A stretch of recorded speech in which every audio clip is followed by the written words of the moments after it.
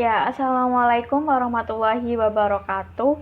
Kami dari kelompok 5 yang akan menjelaskan tentang desain dan notasi dialog dalam mata kuliah Interaksi Manusia dan Komputer. Sebelumnya kita perkenalan dulu, yaitu ada Eli Melianawati NPM 186700008 dan saya sendiri Rafika Latarova NPM 186700023 dan juga ada Eka Sustika NPM 186700038 dan yang terakhir ada Elsa Septiana Rahmawati NPM 186700040. Nah, pengertian dialog. Sebelumnya kita harus tahu apa sih dialog itu. Nah, pengertian dialog menurut IMK itu adalah pertukaran instruksi dan informasi antara user dan sistem komputer. Di dalam IMK ini ada 3 gaya bahasa komputer. Nah, yang pertama ini ada leksikal yang meliputi icon, tombol yang ditekan, ekivalen dengan bunyi dan ejaan. Nah, yang kedua ini ada sintaktik, yaitu urutan dan struktur input-output, ekivalen dengan tata bahasa dari suatu kalimat. Dan yang terakhir, yang ketiga, ada semantik, yaitu makna dialog terkait dengan struktur data. Nah, selanjutnya akan dijelaskan oleh Kakak Eka. Silahkan. Ya, nama saya Eka Sustika, NPM 186700038. Langsung saja, di sini saya akan menjelaskan tentang pembagian struktur dialog. Jadi, struktur dialog itu dibagi menjadi 3. Yang pertama, struktur dialog manusia. Yang kedua, struktur dialog komputer. Dan yang ketiga, struktur dialog manusia dengan komputer. Dari struktur dialog manusia itu sendiri mempunyai 3 sifat, yaitu tidak struktur, kemudian dipengaruhi emosi dan situasi, dan juga tidak konsisten. Struktur selanjutnya adalah struktur dialog komputer.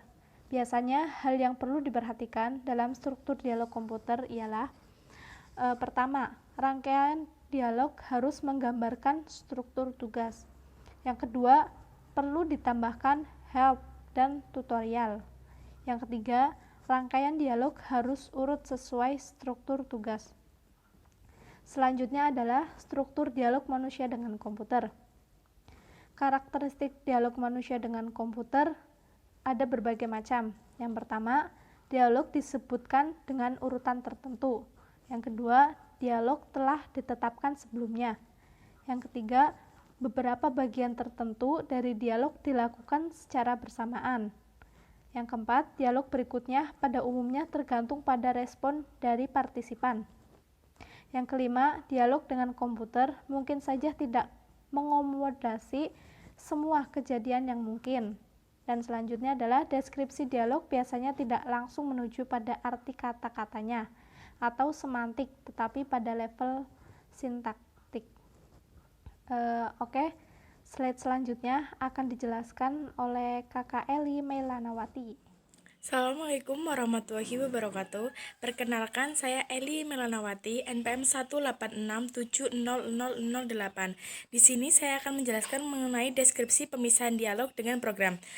Dalam mendesain sebuah program, diperlukan deskripsi yang terpisah dari program secara keseluruhan.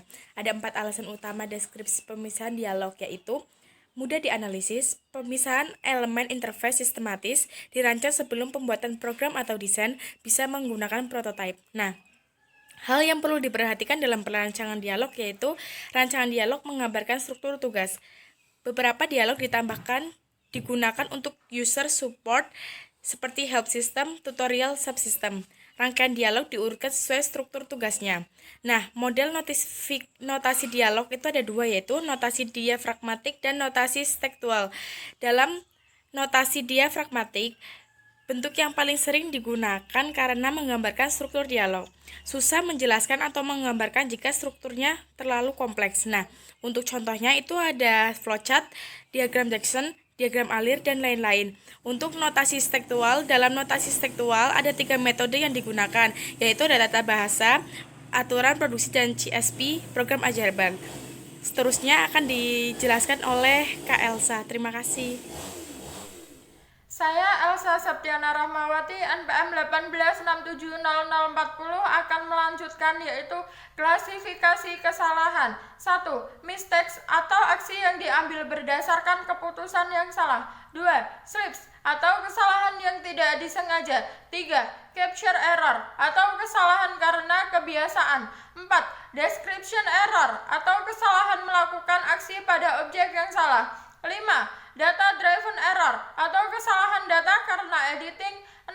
Associative activation error yaitu kesalahan karena asosiasi pikiran user. 7. Loss of activation error atau kesalahan karena apa yang harus dilakukan. 8. Mode error yaitu kesalahan karena lupa ada di dunia mana. 9. Keliru atau aksi salah karena keputusan yang diambil salah. Desain non-antropomorfik. Antropomorfik yaitu memanusiakan mesin. Contoh, saya akan menunggu Anda memasukkan input. Non-antropomorfik yaitu tidak memanusiakan mesin. Contoh, masukkan input. Hal yang harus diperhatikan dalam desain antropomorfik yaitu 1. Atribut tidak menyesatkan. 2. Perbedaan yang jelas antara user dengan komputer. 3. Walau menarik, desain antropomorfik kadang menyesatkan. 4. Sebaiknya memilih non-antropomorfik. Ya, terima kasih. Cukup sekian dari kami. Apabila ada salah kata, kami mohon maaf yang sebesar-besarnya. Wabillahi taufiq wal hidayah. Wassalamualaikum warahmatullahi wabarakatuh.